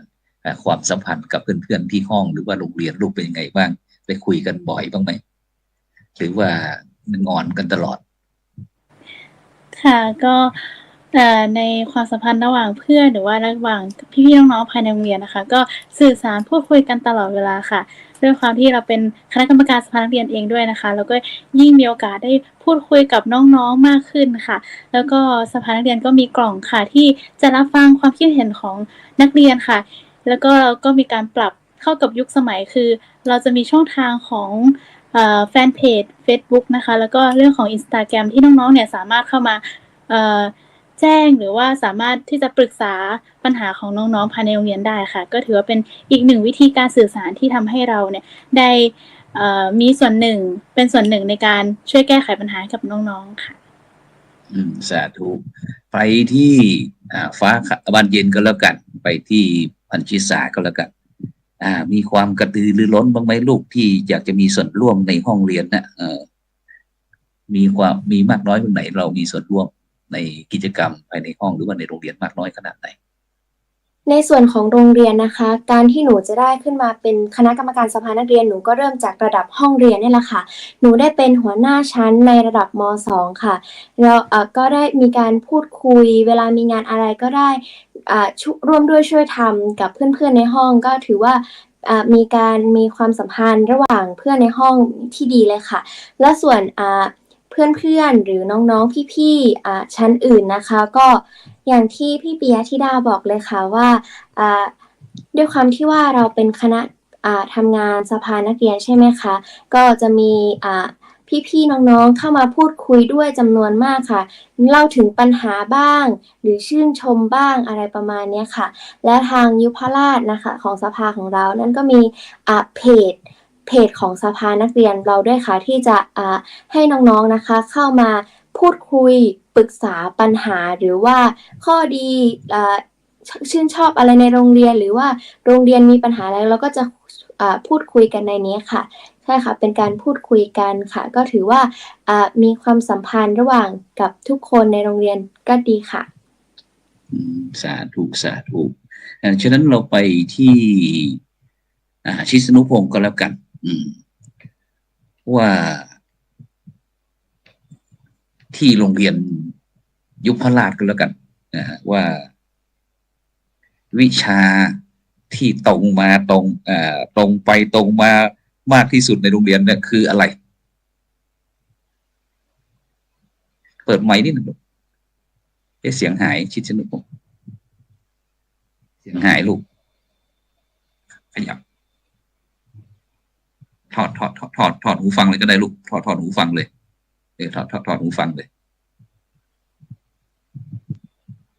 โอเคไหมกราบครับ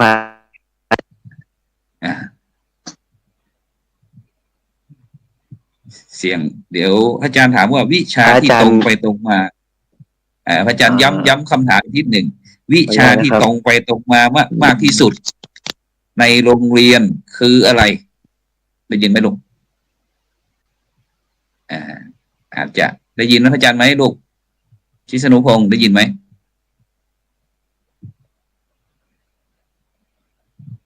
ไม่มีเสียงลูกไม่มีเสียงเลยเดี๋ยวชิสนุพงศ์ออกไปแป๊บหนึ่งแล้วก็เปิดเข้ามาใหม่ลูกเดี๋ยวเขาเข้ามาช่องนิดหนึ่งอาจจะมันเครื่องอาจจะร้อนนะเพราะว่าเราใช้เวลานานมากตอนนี้ก็21 นาฬิกา 21 นาทีนะเดี๋ยวชิสนุพงศ์แตกออกจากช่องแป๊บแล้วก็เข้ามาใหม่ลูกไปที่ธนกฤษก็แล้วกันธนกฤษ ธนกิจชอบกิจกรรมนอกโรงเรียนไหมชอบครับ ชอบทำไมถึงชอบมันเป็นการที่ส่งเสริมในด้านสามัคคีในด้านมีน้ำใจต่อเพื่อนๆครับอย่างตอนที่วันพฤหัสที่ผ่านมาครับในนักเรียนระดับชั้นมัธยมศึกษาปีที่1ได้มีการไปทัศนศึกษาที่สวนสัตว์เชียงใหม่ครับจะมีการให้นักเรียนไปศึกษาในแหล่งต่างๆของสวนสัตว์เชียงใหม่ครับแล้วก็นำมารวบรวมเป็นข้อมูลครับอย่างผมและเพื่อนก็แต่ละคนก็จะไปหาข้อมูลแล้วก็เอามารวบรวมกันครับแล้วก็มาช่วยกันทำแบบฝึกหัดที่คุณครูให้ทำครับสาธุชิสนุพงศ์ได้ยินเปิดเสียงนิดหนึ่งลูกเปิดเสียงเปิดไมค์นิดหนึ่งเปิดไมค์นิดหนึ่งลูกไมค์เปิดชิสนุพงศ์เปิดไมค์ลูกได้ยินเสียงพระอาจารย์ไหมไม่น่าจะได้ยินตอนนี้รู้สึกว่าไมค์มันปิดไมค์ชิสนุพงศ์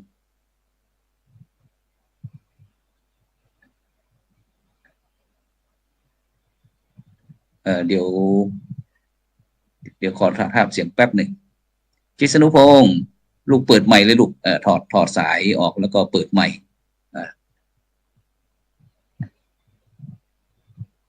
ได้ยินพระอาจารย์ไหมลูกเดี๋ยวเราไปที่3 หนุ่มก่อนไปที่กิตติคุณก็แล้วกันในความคิดเห็นเกี่ยวกับวันเด็กในการจัดวันเด็กกิตติภูมิมีความคิดเห็นอย่างไรในการจัดงานวันเด็กลูกผมว่าเกี่ยวกับกิจกรรมของงานวันเด็กแห่งชาตินะครับไม่ควรจะมีแต่เกี่ยวกับความสนุกเท่านั้นครับน่าจะมีเกี่ยวกับสาระความรู้ที่น้องๆเด็กๆและเยาวชนครับสามารถนำไปปรับใช้ในชีวิตประจำวันเพื่อสร้างให้คุณภาพของน้องๆคุณภาพการใช้ชีวิตดีขึ้นครับอาจารย์ไปที่ชุติวัฒน์โสรสิงห์ช่วยให้กำลังใจน้องๆในวันเด็กปีนี้หน่อยก็สำหรับวันเด็กปีนี้นะครับก็ไม่มีอะไรมากเลยครับขอแค่ให้น้องๆนะครับตั้งใจในสิ่งที่หวังคิดแล้วทำนะครับเวลาอาจจะใช้เวลานานแต่ว่าสิ่งที่ตามมานั้นสำเร็จแน่นอนครับไปที่ชุติวัฒน์โสรสิงห์ใช่ไหมอีกคนหนึ่งชุติวัฒน์เรียบร้อยแล้วนะโปรศรีก็แล้วกันโปรศรีณัฐพลโปรศรีให้กำลังใจวันเด็กในโลกครับผมก็น้องๆครับผมอยากให้น้องๆมีความสุขกับวันเด็กกิจกรรมวันเด็กครับสมปรารถนาหวังครับที่เด็กๆอยากจะหวังอยากจะได้อยากจะมีความสุขอะไรต่างๆครับผมให้น้องได้สมปรารถนาครับสาธุไปที่พันธิสาก็แล้วกันพันธิสาพิมลจากลูกบานเย็นโรงเรียนยุพราชวิทยาลัยลูกช่วยให้กำลังใจในวันเด็ก 2567 หน่อยให้เพื่อนๆโดยเฉพาะอย่างที่ท่านปีนี้คำขวัญท่านนายกว่าไงนะพันธิสาจำได้ไหมลูกมองโลกกว้างคิดสร้างสรรค์เคารพความแตกต่างร่วมกันสร้างประชาธิปไตยค่ะแล้วก็ต่อยอดให้หน่อยให้กำลังใจกับลูกๆเพื่อนๆน้องๆที่ได้มีโอกาสในงานวันเด็กหน่อยลูกได้ค่ะวันเด็กปีนี้นะคะด้วยความที่ว่าหนูก็จากเด็กหญิงก็กลายเป็นนางสาวแล้วก็ขออวยพรให้น้องๆทุกคนนะคะที่ยังเป็นเด็กหญิงเป็นเด็กชายที่ยังน่ารักอยู่ขอให้ได้ใช้ชีวิตในทุกๆวันอย่างมีความสุขนะคะใช้ชีวิตในวัยเด็กให้เต็มที่แต่ก็อย่าออกนอกกรอบนะคะดำรงอยู่ในศีลธรรมนะคะแล้วก็ขอให้ได้กินของอร่อยๆในทุกๆวันมีความสุขยิ้มเยอะๆค่ะขอให้เติบโตเป็นผู้ใหญ่ที่ดีนะคะสู้ๆค่ะสาธุไปที่ปิยะธิดาให้กำลังใจวันเด็กหน่อยลูก ค่ะ ก็ในวันเด็กปีนี้นะคะ ก็การกระทำในวันนี้จะส่งผลถึงตัวเราในอนาคตนะคะ ก็ขอให้น้องๆทุกคนเนี่ยทำในวันนี้ให้ดีที่สุดนะคะ แล้วก็มีความสุขในทุกๆวัน แล้วก็ในช่วงของงานวันเด็กก็ขอให้เดินทางกันอย่าประมาทนะคะ ใช้ชีวิตให้เต็มที่ค่ะ สาธุไปที่ชิชนุพงษ์แสนศรีลูกได้ยินไหมเปิดเลยเปิดไมค์โอเคอ้าวให้ไอคติเตือนใจหรือว่าให้กำลังใจเพื่อนพี่น้องในวันเด็กแห่งชาติวันพรุ่งนี้หน่อยเสียงไม่มีเลยนะของชิชนุพงษ์ถอดไมค์เลยลูกถอดหูฟังลูกไม่มีเสียงแต่เปิดไมค์แล้วไม่มีเสียงลูกไปที่ลองเก็ตก่อนเดี๋ยวชิสนุพงษ์ปรับนิดนึงทำไมไม่มีเสียงลูกไม่มีเสียงลองปรับนิดนึงเอาไปที่ท่านรองเกรซก่อนวันนี้ในฐานะรองผู้อำนวยการโรงเรียนวัฒโนไทยพยัคฆ์เป็นพี่ของน้องๆวันนี้ให้กำลังใจเด็กๆทั่วประเทศทั่วโลกหน่อยในฐานะที่เกิดนานค่ะขอบพระคุณค่ะพระอาจารย์ค่ะก็เนาะในวันเด็กนี้นะคะ เด็กนี่ต้องย้ำก่อนเด็กนี่คือเด็กที่เกิดมาเนาะจนถึงอายุยังไม่ครบ15 ปีบริบูรณ์เราจะเรียกว่าเด็กเนาะแต่ถ้าหลังจากอายุ15 ปีไปจนถึงยังไม่ถึง18บริบูรณ์เนี่ยเราจะเรียกว่าเยาวชนนะคะดังนั้นวันเด็กเนี่ยก็อยากให้นักเรียนนักเด็กนะคะรู้จักป้องกันตัวเองเนาะแล้วก็รู้เท่าทันต่อสิ่งเร้านะคะโดยที่จะขอความอนุเคราะห์แล้วก็ขอความร่วมมือขอไปเป็นกำลังใจให้คุณพ่อคุณแม่หรือว่าผู้ปกครองนะคะในการปกป้องเนาะเด็กนะในวัยเนี้ยให้เป็นเด็กสมวัยนะตั้งแต่เกิดจนถึงก่อน15 ปีเนี่ยนะคะให้เขาเรียกว่ารอดพ้นในสิ่งเร้าที่เป็นด้านลบนะคะอันนี้ก็ฝากไว้เป็นกำลังใจให้ผู้ปกครองนะคะรวมทั้งให้น้องๆที่เป็นเด็กมองดูว่าอันไหนที่จะเป็นอันตรายต่อเรานะคะก็ถอยห่างออกมาอย่าเข้าไปใกล้เนาะแล้วก็ถ้าไม่มั่นใจให้ถามไปยังคุณครูถามไปยังผู้ปกครองค่ะอันนี้เป็นสิ่งที่อยากจะฝากไปยังเด็กๆทุกคนค่ะขอบคุณค่ะสาธุชิสนุพงษ์ได้ยินอาจารย์ไหมลูกเปิดไมค์ได้เลยไม่มีเสียงเช่นเดิมโอ้ยทำไมเนาะวันนี้บานเย็นของเราทำให้พันธิสานี่รู้สึกว่าไม่สบอารมณ์ชิสนุพงษ์เสร็จแล้วรู้สึกไม่มีเสียงลูกใจพระอาจารย์อยากจะให้ชิสนุพงษ์พูดแต่พูดแล้วไม่มีเสียงคนอื่นได้ยินไหมได้ยินเสียงชิสนุพงษ์ไหมไม่ได้ยินค่ะเอายังไงดีไม่เป็นไรนะพอดีเวลาหมดเวลาเลยชิสนุพงษ์เดี๋ยวชิสนุพงษ์มาออกกับพระอาจารย์รอบหน้านะฉะนั้นก็ในค่ำคืนนี้ต้องขอบคุณอนุโมทนากับบรรดาท่านผู้ฟังท่านผู้ชมทุกท่านที่ติดตามทางคลื่น 104.50 เมกะเฮิรตซ์พร้อมทั้งภาคีเครือข่ายคลื่นสีขาว8 จังหวัดภาคเหนือพร้อมทั้ง Facebook ทั้ง YouTube ที่เราได้เชิญชวนลูกๆบันเย็นฟ้าขาววัฒโนไทยพายัพยุพราชวิทยาลัยมาร่วมกันเป็นกำลังใจในงานวันเด็กวันพรุ่งนี้ฉะนั้นทุกท่านทุกคนก็ได้สะท้อนวิธีการของเด็กยุคใหม่ทำพูดคิดอย่างไรที่ก็จะเป็นโจทย์ให้กับบรรดาผู้ปกครองแล้วก็ผู้ที่มีส่วนเกี่ยวข้องที่เราจะได้มีโอกาสได้ร่วมด้วยช่วยกันในการที่จะสร้างสรรค์สังคมประเทศชาติทั้งโลกให้มีความสุขแบบยั่งยืนฉะนั้นก็ชิสนุพงษ์ครับอาจารย์โอเคเอาปิดหน่อยช่วยปิดรายการหน่อยลูกให้กำลังใจแล้วก็ปิดรายการให้อาจารย์เลยให้กำลังใจวันเด็กในทั่วประเทศทั่วโลกเลย ขอบคุณครับเชิญลูกเชิญก็ ลำดับแรกนะครับ ก็ขอให้งานวันเด็กปีนี้ขอให้ทุกท่านทุกๆคนเด็กทุกๆคนนั้นเติบโตมาอย่างสมบูรณ์เป็นเด็กที่ดีมีอนาคตแล้วก็เป็นสิ่งที่ดีของชาติในอนาคตต่อไปขอให้ทุกคนแข็งแรงได้เที่ยวได้ทำตามใจตัวเองได้เรียนในสิ่งที่ตัวเองชอบแล้วก็ได้เป็นตัวของตัวเองในอนาคตครับครับสาธุขอบคุณอนุโมทนาท่านรองเกรดนางสาวณภไลเกื่อนกระโทกเด็กชายธนกฤษก้อนแก้วนายณัฐพลโปลาศรีนายกิติคุณอ่อนนิ่มนางสาวปิยธิดาทรงตระกูลวงศ์แล้วก็นายชุติวัฒน์โสรสิงห์จากลูกฟ้าขาววัฒโนไทยพยัพแล้วก็นายชิดชนุพงษ์แสนศรีนางสาวพันธิสาพิมล